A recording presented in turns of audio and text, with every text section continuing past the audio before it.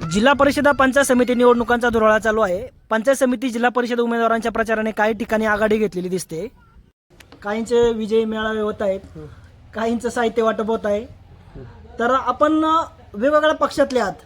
या ठिकाणी बसलेले शंकर घोडे तुतारीमधून तिकीट मागत आहेत. तुम्ही राष्ट्रवादीमधून, तुम्ही तर म्हणजे 2 महिन्यापूर्वीच तुम्ही मागितलेलं आहे तिकीट. इथं भाऊसाहेब साबळे बसलेले आहेत आणि या ठिकाणी पंचायत समितीचे उमेदवार हे बसलेले आहेत, भास्कर बसलेले आहेत. तर ही एक प्रकारे तुमची जी बैठक चालली आहे, एकत्रित आता येणाऱ्या निवडणुकांमध्ये मैत्रीपूर्ण लढत होईल की तुमची काय असेल वादक चर्चा काय? नमस्कार. सर्वप्रथम जय भीम सर्वांना. मी शैलेश जगन्नाथ गायकवाड. ही 2026ची जिल्हा परिषद निवडणुकीची जेव्हा रणधुमाळी चालू झाली आहे, तर त्याच्यामध्ये आम्ही सर्व पक्षीय कार्यकर्ते विचारविनिमय करून बसलो आहे. एक हास्यकल्लोळ चाललेला आहे आमचा. तर आमच्या सर्व पक्षीय जेवढे पण आहेत, तर त्यांचे प्रत्येकाचे इच्छुक उमेदवार आहे.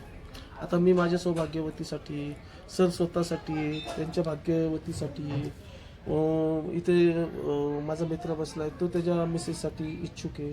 इथं उमेदवार आहे. आमचं एकच विजन आहे की हा जो मावळपट्टा आहे, हा सह्याद्रीच्या कुशीमध्ये बसलेले आमची छोटी छोटी गावं, वाड्या, वस्त्या आहे, ह्यांचा विकास कसा होईल, ह्या विकासाच्या अजेंड्यावर आम्हाला ही निवडणूक लढायची. मग हे आता शेवटी हार जीत तर लागूनच राहते. कुठला तरी एक जण पराजित होणार, कुठला तरी एक जण विजयी होणार. पण विजय उमेदवाराच्या मागे जो पराजित झालेला आहे त्यांनी त्याची ताकद लावून या भागाचा विकास कसा होईल ह्याच्याकडे सर्वप्रथम लक्ष द्यावं. आणि दुसरी महत्त्वाची बाब म्हणजे जुन्नर तालुक्याच्या पश्चिम पट्ट्यामध्ये आमचा ह्या वाड्या वस्त्यांमध्ये, ह्या दऱ्याखोऱ्यांमध्ये जो विखरलेला जो समाज आहे, तो एकत्रीकरण करण्यासाठी असं काहीतरी इथे एक कार्य व्हावं की त्या कार्याच्या माध्यमातून सर्व लहान थोर आबालवृद्ध एका जागी येतील, अशा पद्धतीचं कार्य व्हावं आणि त्या माध्यमातून जिल्हा परिषद निवडणूक व्हावं, ही माझी इच्छा आहे. जिल्हा परिषद गटांमध्ये शक्यतो पुणे जिल्ह्यामध्ये शरद पवार गट आणि तुम्ही ज्या पक्षामध्ये आहात घड्याळ यांची युती होण्याची चर्चा आहे.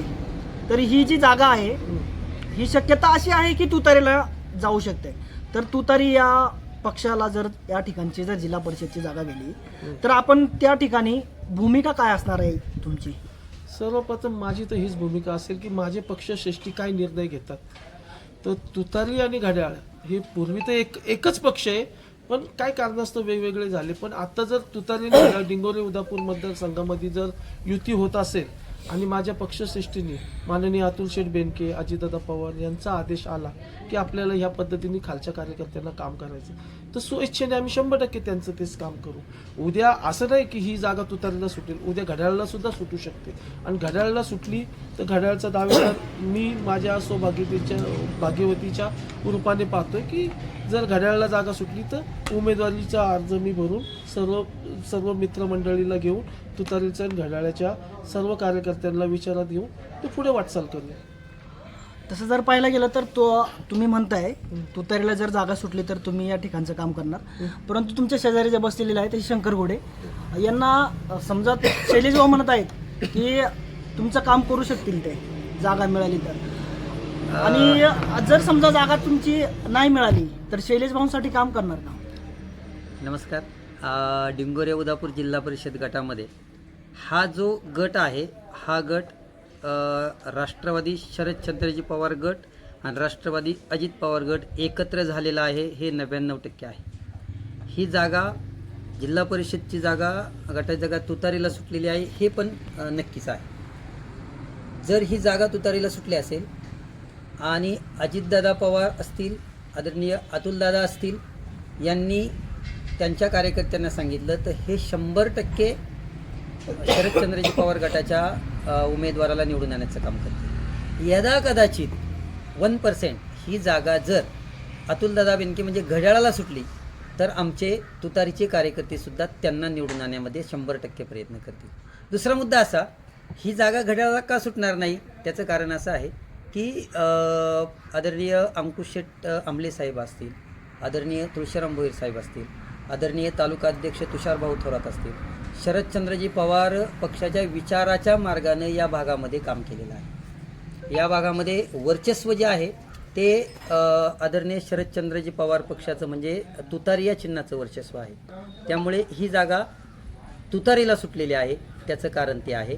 आणि या तुतारी पक्षाचं दावेदार सद्यस्थितीमध्ये आम्ही स्वतः आहोत. आता एक जुन्नर डायरी म्हणून एक आपला न्यूज चॅनल आहे, त्या न्यूज चॅनलने एक ऑनलाईन सर्वे केला होता. त्या सर्वेमध्ये सुद्धा जो सर्वे आलेला आहे तो सर्वे असा आहे,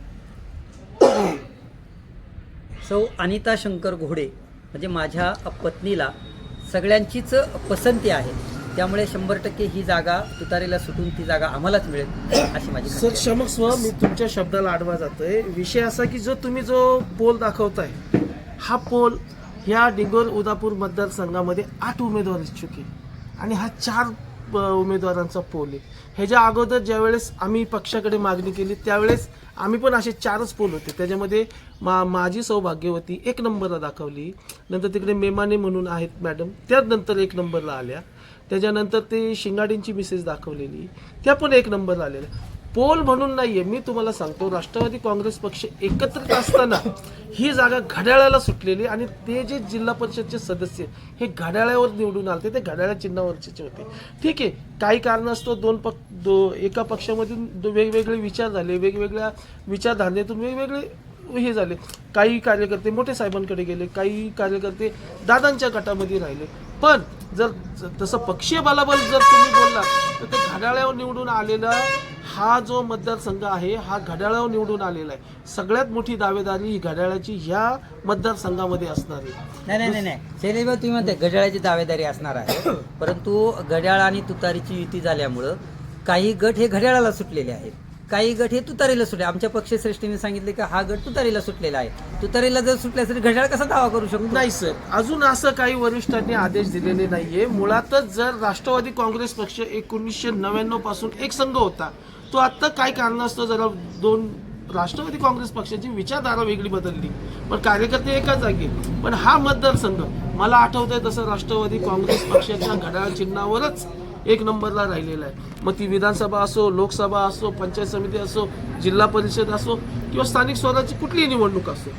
आता त्याच्यामध्ये असं झालेलं की जर वरिष्ठांनी जर तिकडे युती करायचं ठरलं तर खालच्या प्रत्येक कार्यकर्त्याला मान सन्मानपूर्वकच विचारपूस करून मगच ती युती करावं.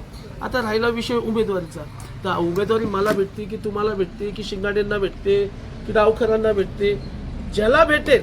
आता आपण इथे ते सक्षम दावेदार आहोत त्या उमेदवारीसाठी. पण सर्वात महत्त्वाचं की काही लोकांचं असं म्हणणं आहे की प्रत्येक वेळेस न्याय हा खालच्या साईडला भेटतो, खालच्या साईडला. यावेळेस असं ठरलेलं आहे, तुमच्या तुतारीचं असं ठरलेलं आहे की तिथे सोनाबाई दाभाडे म्हणून एक उमेदवार सक्षम उमेदवार आहे. त्या सक्षम उमेदवारांना तुमच्याच पक्षाचे जिल्हा परिषदचे स्टँडिंग सदस्य आहे का, त्यांना प्रेझेंट केलेले आहे. नाही हे हो, नाही त्या मीटिंगला मी होतो. नाही, कुणी कुणाला प्रेझेंट केलेलं नाही. आमच्या पक्षश्रेष्ठीने असं सांगितलेलं आहे की काम करा, काम केल्यानंतर ज्याचं जनमत चांगलं असेल त्या माणसाला आम्ही उमेदवार देऊ. आमच्या पक्षश्रेष्ठीने असं कुणालाही वैयक्तिक सांगितलेलं नाही की त्यांच्यावरती शिक्कामोर्तब केलेला नाही, हे नक्की आहे. त्यामुळे ज्याचं जनमत असेल त्याला. हा गट राष्ट्रवादीचा आहे. अशी जर तुमची जशी भांडणं आहेत अशी जर भांडणं राहिली तर भांडण नाही, समउपचार. हो ठीक आहे, तुम्ही जे उमेदवार आहात हे समउपचार आहे, तुमचे मैत्रीपूर्ण संबंध असतील कदाचित, परंतु हा गट राष्ट्रवादीचा आहे. या गटामध्ये मतविभागणी 100% होणार आहे. एक उमेदवार घड्याळाचा असेल किंवा तुतारीचं जर जनमत तुम्हीचं जर एक मत झालं नाही तर याचा फायदा शिवसेनेला देखील होऊ शकतो. आणि या ठिकाणी शिवसेनेचे उमेदवार देखील आहेत, त्यांनी देखील ताकद लावलेली आहे. काय सांगाल भाऊ? नमस्कार, मी भाऊसाहेब मोठराम साबळे. गेली 2014 पासून आमदार शरददादा सोनवणेंच्या पाठीमागे खंबीरपणे उभा राहतोय. मड बारगाव पट्ट्यातील एकमेव शिवसैनिक म्हणून भाऊसाहेब मोठराम साबळे या नावाकडे बघितलं जातं. आणि मी त्यांचं काम करत असल्यामुळं उमेदवारी मागणे हे निश्चितच आहे.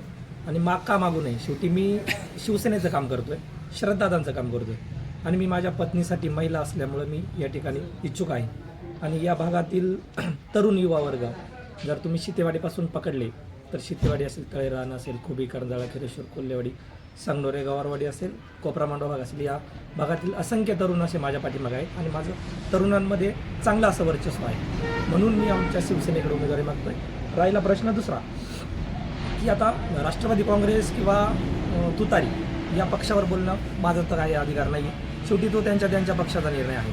परंतु आमची शिवसेनेची ताकद जर मागे तुम्ही विधानसभेला बघितली, आमदार शरददादा सोनवणे हे अपक्ष होते, परंतु शरददादा सोनवणे माणूस म्हणून या डिंगोरे उदापूर जिल्हा परिषद गटातील 8,000 प्लस मतदान हे शरददादांना झालेलं. म्हणजे गटातील 28,000 मतदानापैकी 8,000 सगळ्यात जास्त मतदान हे शरददादांना झाले.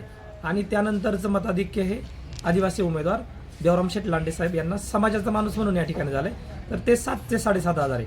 परंतु आता जिल्हा परिषदेचा उमेदवार हा आदिवासी असल्यामुळं ते 7,500पैकी मत हे डिवाईड होणार आहे. ते कुणाच्या पारड्यात जाईल काही सांगता येत नाही. परंतु आदिवासी भागात अशी चर्चा आहे की माणूस म्हणून मतदान या ठिकाणी होणार आहे, पक्षावर काय मतदान हे जाणार नाही आहे. या ठिकाणी आमचे मित्र शैलेशभाऊ गायकवाड आहेत, प्राध्यापक शंकर गोडे सर आहेत, त्याचबरोबर पंचायत समितीसाठी इच्छुक असणारे भास्कर लांडे आहेत. प्रत्येकजण आपापल्या भागाचा भागाला उमेदवारी मिळावी म्हणून प्रत्येकजण हा इच्छुक आहे. साहजिकच आहे की शितेवाडीला उमेदवारी मिळाली नाही, त्यांचा क्लेम देखील बरोबर आहे. या पाठीमागे तळेरान गावला भरपूर वेळा अशा संधी आलेल्या आहेत. आमच्या या ठिकाणी उमेदवार हा भागाचा म्हणून चालणार आहे. तिथे तळेरान असो, मड बारागाव पट्टा असो किंवा कोबरा मांडवा असो. आता यांच्याकडे जसं गायकवाड साहेबांनी सांगितल्याप्रमाणे की सोनाबाई दाभाडे हे जवळपास 80 ते 90% फायनल झालेले उमेदवार आहेत. परंतु सरांनी सांगितलं, तो मुद्दा खोडला की या उमेदवार अजून काही फायनल झालेले नाही, इच्छुक आहेत. आमच्याही शिवसेनेमध्ये कैलास गारे सर इच्छुक आहेत, त्यांनाही उमेदवारी अशी काय फायनल नाही. मी देखील इच्छुक आहे.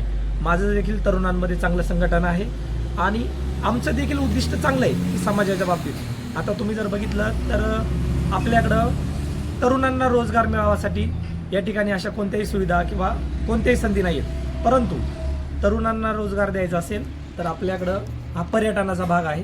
पर्यटनाच्या भागाच्या माध्यमातून आपण या ठिकाणी हॉटेल व्यवसाय बऱ्याचशा प्रमाणात चाललेले आहे. या ठिकाणी बाहेरचे आणलेले फायनान्सर घेऊन आपल्याकडे ती परिस्थिती नाही आहे की आपला आदिवासी माणूस 1-2 कोटी रुपये खर्च करून इथे इन्व्हेस्ट करून हॉटेल व्यवसाय चालू होतो. जशी तुम्ही खंडाळ्याला गेला, ते खंडाळ्याला गेल्यानंतर सगळा भाग हा हॉटेल व्यावसायिक आहे. त्याच्यामुळं आमचा देखील प्रयत्न राहील की दुसरा खंडाळा या जुन्नर तालुक्यात पर्यटनाच्या खाली आमदार शरददादा सोनवणे असतील किंवा सर्व पक्षी इथे जे उमेदवार इच्छुक आहेत, शैलेशभाऊ गायकवाड यांची पण देखील तुम्ही बघितली तर त्याच्यामध्ये खरेदी विक्री असेल किंवा त्यांच्या व्यवसायाच्या माध्यमातून अनेक अशा मोठ्या फायनान्सर लोकांशी संपर्क आहे, तर ते देखील विचार करू शकतात. राष्ट्रवादीचा आहे, तर राष्ट्रवादीचा गड असल्यामुळं साहजिकच आहे की राष्ट्रवादीने या ठिकाणी तिकिटाची मागणी करणं. आणि वरती जे सरकार आहे ते महायुतीचं सरकार आहे, परंतु ही जागा सुटेल तिथे सुटेल. परंतु विषय असा आहे की स्टँडिंग आमदार ही शरददादा आहेत आणि सेनेची ताकद या ठिकाणी खूप आहे. म्हणजे तसं पाहायला गेलं तर अपक्ष लढणं खूप जिकरीचं काम होतं. शरददादा लढले, जिंकून देखील आले. तर तुम्ही देखील उमेदवारी मिळाली किंवा नाही मिळाली तरी तुमची भूमिका काय असणार आहे, किंवा शिवसेनेचा मदत म्हणून या ठिकाणी तुम्हाला देखील शरददादा सहकार्य करतील, याबद्दल काय आक्षेप घेण्याचे कारण नाही. परंतु उमेदवारी मिळो किंवा न मिळो आपली भूमिका काय असणार आहे? या ठिकाणी डिंगोरे जिल्हा परिषद गटामध्ये शिवसेनेची ताकद त्या प्रमाणात भरपूर अशी आहे. जवळपास काही अशी खालीची गावं आहेत ते शरददादा सोनवणे यांना मानणारी गावं आहेत. यानंतर या ठिकाणी कैलास गारे सर असतील किंवा मी असेल, आमच्यापैकी कुणालाही उमेदवारी मिळाली तरी आम्ही शिवसेनेचं प्रामाणिक काम करून या ठिकाणी जे डिंगोरे जिल्हा परिषद गटामध्ये शिवसेनेचं उमेदवार 100% निवडून आणू. आपण सर्व पक्षीय या ठिकाणी जे उमेदवार आहेत तसे या ठिकाणी आहेत. परंतु समस्या अशी आहे या भागामध्ये ज्या वेळेला अपघात होतो त्यावेळेला या ठिकाणी ॲम्ब्युलन्स उपलब्ध होत नाहीत, प्राण देखील गमवावे लागलेले आहेत. आपण सर्व एकत्रित मिळून यश अपयश ही मतदाराच्या हातामध्ये आहे. तुमचं यश अपयश हे नंतरची गोष्ट आहे, पण यासाठी तुम्ही काय प्रयत्न करणार? नमस्ते. यासाठी प्रयत्न असा आहे की हा वाहतुकीचा रोड आहे. या रोडच्या ठिकाणावरून ये जा करत असताना किंवा रोड क्रॉस करणं अपघात होतात. तर या ठिकाणी एक चांगलं हॉस्पिटल उभं राहणं ही काळाची गरज आहे.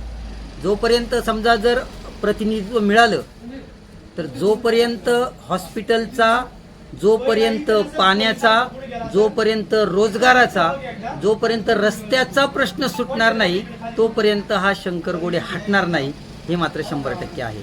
आणि सर्व पक्षांची मदत घेऊन, सर्व लोकप्रतिनिधींची मदत घेऊन आम्ही सगळेजण हॉस्पिटल उभं करण्यासाठी 100% प्रयत्न करू असं मी या ठिकाणी सांगतो.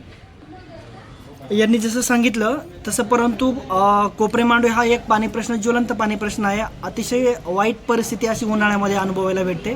आपल्या तालुक्याचे विद्यमान आमदार, स्टँडिंग आमदार शरददादा आहेत, आपण त्या पक्षामध्ये काम करत आहात, तर त्यासाठी आपण काय प्रयत्न करणार पाणी प्रश्नासाठी? या ठिकाणी शरददादांनी देखील विधान भवनामध्ये कोपऱ्या मांडवचा MI टँकविषयी अतिशय सविस्तरपणे या ठिकाणी मुद्दा मांडलेला आहे.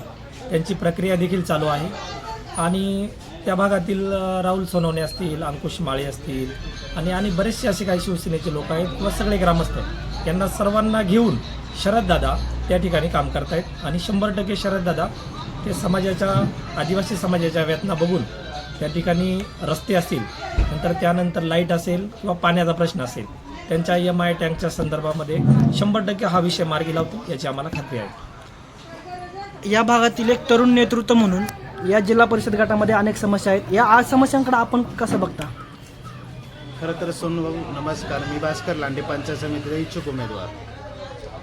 या भागामध्ये तर जर म्हटलं गेलं तर तालुका कृषी पर्यटन झालं आहे, पण त्या प्रमाणात पर्यटनाची व्यवस्था निर्माण झालेली नाही आहे. त्यानंतर जे शैक्षणिक क्षेत्र आहे, शैक्षणिक क्षेत्राचा जो दर्जा पाहिजे तो त्या प्रमाणात सुधारलेला नाही. म्हणजे कसं आहे, हे सर्वसामान्य माणसांच्या ज्या अपेक्षा आहेत, वीज असेल, पाणी असेल किंवा रस्ते असतील, वैद्यकीय सुविधा, यांचा पाठपुरावा होणे खूप गरजेचं आहे. एक सुशिक्षित, उच्च शिक्षित उमेदवार पंचायत समितीचा म्हणून मी हे सांगू इच्छितो की जर आम्हाला संधी भेटलीच तर आम्ही पहिला प्रयत्न या गोष्टीसाठी करू. रोजगाराची निर्मिती, आता एक 8-10 दिवसापूर्वी एक ॲक्सिडेंट झाला खामुंडी या ठिकाणी. असे अनुचित प्रकार घडू नयेत यासाठी गावातच रोजगार निर्मिती कशी होईल, गावाच्या आसपास रोजगार कसा मिळाला जाईल यासाठी प्रयत्न करणार आहोत. यांनी जसं सांगितलं, अपघात सांगितलेले आहेत, अपघात विमे देखील काढून झालेले आहेत, परंतु काही अपघात विमे जे आहेत ते अद्याप राहिलेले आहेत. हे अपघात विमे जर काढले तर जे मजुरांची संख्या, जे मजूर कामासाठी जातात, तर त्यांचा अचानकपणे अपघात झाला तर ते ऐन वेळेला जे गरीब कुटुंब आहेत त्यांना आर्थिक स्वरूपामध्ये मदत मिळेल.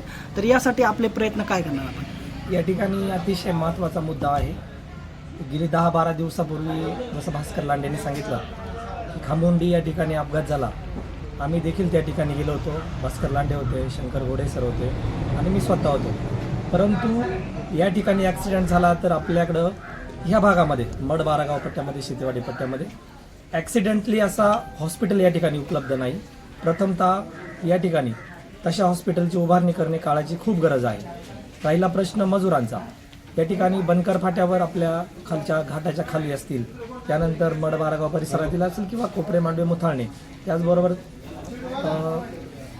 खैरे खटकाळे या ठिकाणचे लोक असतील, सगळे मजूर बनकर फाट्यावर या ठिकाणी जातात. परंतु माझं असं एक उद्दिष्ट आहे की या ठिकाणी ज्या महिला कामाला जातात त्या ठिकाणी बनकर फाटा या ठिकाणी एक मजुरांची युनियन तयार करून या सर्व मजुरांचे या ठिकाणी क्लेम तयार करून आणि त्या ठिकाणी युनियनच्या माध्यमातून या शेतकरी बांधवांना पूर्वपट्ट्यातील मजूर संघटना तयार करून मजूर पुरवली जातील आणि त्या माध्यमातून या मजुरांना त्यांचा क्लेम मिळेल भविष्यात, जेणेकरून जिथेही ॲक्सिडेंट होईल त्या ठिकाणी ॲक्सिडेंट झाल्याच्या नंतर त्यांना ती मदत, उपचाराची मदत असेल किंवा एखादी महिला किंवा पुरुष किंवा एखादा युवक या ठिकाणी मृत्युमुखी पडला तर ते क्लेमच्या माध्यमातून त्यांना सरकारच्या वतीने मदत मिळेल. यासाठी नक्की आम्ही सर्व पक्षीय लोक या ठिकाणी विचार करून या युनियनच्या माध्यमातून प्रयत्न करू. राजकारण म्हटलं की स्पर्धा आली, मतांतर आली, राजकीय संघर्ष आला. बरोबर. निवडणुका जर लागल्या तर हेच खेळीमेळीचं वातावरण येणाऱ्या काळात पाहायला मिळेल का? हे बघा सोनूभाऊ, एक लक्षात ठेवा, डिंगोरे उदापूर मतदारसंघामध्ये हे खेळीमेळीचं जर वातावरण ठेवायचं असेल तर इथे सर्व पक्षीय मित्रांनी एक संघटना स्थापन करावा. त्या संघटनेच्या मार्फत आता जे काय ज्वलंत प्रश्न आहे त्या संघटनेच्या मार्फत सोडवायचा प्रयत्न करावा. उदाहरणार्थ सत्तेमध्ये कुठला पक्ष आहे किंवा कुठल्या पक्षाचा आमदार आहे हे न पाहता सर्व पक्षीय मित्रमंडळींनी एकत्र येऊन एक संघटना स्थापन केली. मग त्याला जातपात नाही, धर्म नाही, काही नाही, ती पक्षविरहित संघटना आपण जर चालू केली तर त्या संघटनेच्या मार्फत आपण खूप काही करू शकतो आणि ते करत असताना हीच निवडणुकीची जी आत्ताची रणनीती आखत बसलेलो आहे तशीच खेळीमेळीनी होईल. आणि मला नाही वाटत की डिंगोरे उदापूर मतदारसंघात कुठला संघर्ष झालेला आहे. हा पक्षीय बलाबलचा थोडाफार होतो, त्याबद्दल काय नाही, पण हसून खेळूनच ही निवडणूक पार होईल एवढं मला शाश्वती आहे. मतदारांना काय आवाहन कराल? मतदारांना मी एवढंच आव्हान करेन की जो उमेदवार समाजाचा या भागाचा विकास करण्यासाठी सक्षम असेल, यामध्ये काय आहे की महिला आरक्षण आलेलं आहे. महिला आरक्षण आल्यामुळं महिलांनी बोलणं गरजेचं आहे. पुरुष बोलतात बरोबर आहे. परंतु महिलांना बोलतं करण्यासाठी त्या पाठीमागं बॅक फेस कुणाचा आहे हे खूप महत्त्वाचं. एखादी महिला मंत्रालयात जायचं तर ती एकटी जाऊ शकत नाही. तिच्या पाठीमागं असणारा पुरुष किती सक्षम आहे हे पण या ठिकाणी पाहिलं जाणार आहे. एखादं आंदोलन उभं करायचं असेल, एखादा मोर्चा काढायचा असेल, एखादं उपोषण करायचं असेल, कारण सगळ्याच गोष्टी लगेच मिळत नाही, काही गोष्टी मागून मिळत नाही, त्या हिसकावून घ्याव्या लागतात. खरं सोनूभाऊ या ठिकाणी सांगायचं म्हणजे हे जो पारगाव फाटा आहे, हा पारगाव फाटा या भागातले सगळे शेतकरी वर्ग आहे.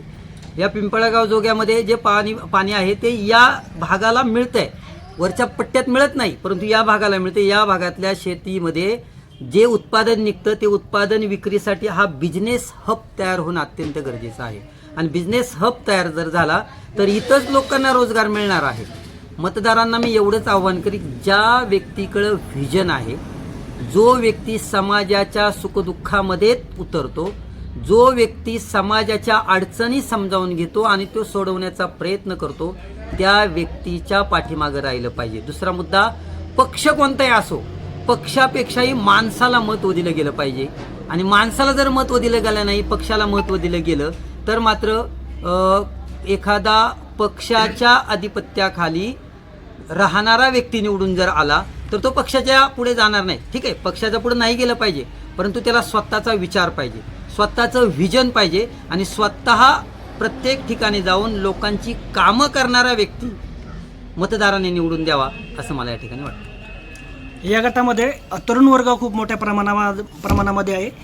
तरुणांचं जे मतदान आहे ते देखील खूप महत्त्वाचं ठरतं. आपली जी क्रेज आहे ती तरुणांमध्ये मोठ्या प्रमाणामध्ये आहे, चलती आहे. तुम्ही तरुणांना काय आवाहन कराल? या ठिकाणी तरुणांना मी एकच आवाहन करेन की येणारा डिंगोरे उदापूर जिल्हा परिषद गटाचा उमेदवार हा शेवटी तरुणांनाच या ठिकाणी वावरायचं आहे. या ठिकाणी पुढं चाललेला पूर्ण समाज आपला तरुण ज्या पद्धतीने चालतील त्या पद्धतीनेच आपल्या समाजाची वाटचाल पुढे चालू राहणार आहे. आणि या ठिकाणी जर समाजाला विकसित करायचे असेल तर तरुण हा घटक देखील खूप महत्त्वाचा आहे. म्हणून या ठिकाणी तरुणांनी विचार करून तरुणांच्या पाठीमागे राहणारा उमेदवार किंवा जो कोणी जिल्हा परिषद सदस्य होईल अशा पद्धतीने तरुणांनी अतिशय सतसत विवेकबुद्धीला विचार स्मरून या ठिकाणी डिंगोरे उदापूर जिल्हा परिषद गटाचा उमेदवार या ठिकाणी निवडून द्यायचा आहे. या ठिकाणी तरुण या ठिकाणी निवडून देतील यामध्ये मात्र शंका नाही.